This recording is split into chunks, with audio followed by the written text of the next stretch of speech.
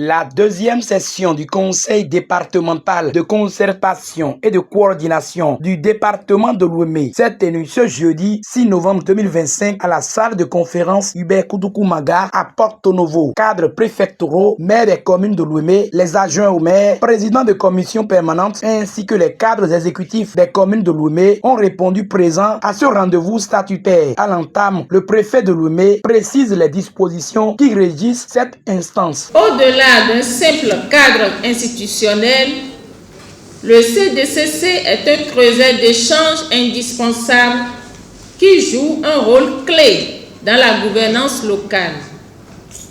Il se veut être un moteur de développement durable. La vitalité de notre CDCC est la preuve tangible de la bonne santé de la décentralisation dans Lomé et de notre engagement collectif à mutualiser nos efforts pour un développement harmonieux et durable.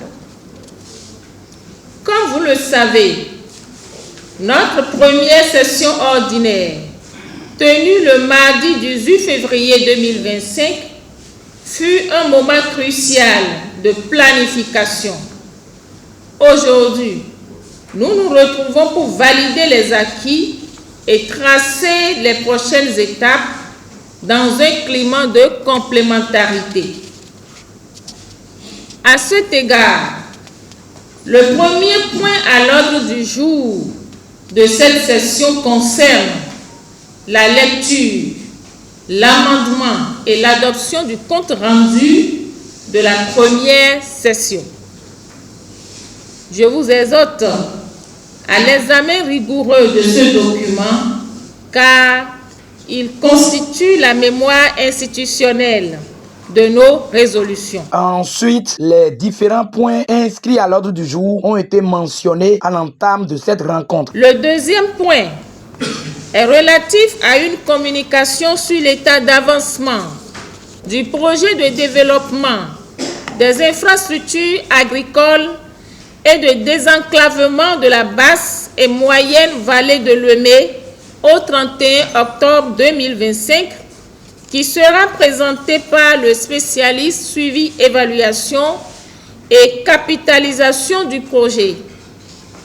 Le troisième point est consacré à l'examen des plans de développement communal PDC 4e génération des communes de Sémékodi, Avrankou, Akro-Misrété et Bonou, en vue de délibérer sur ces outils importants de planification.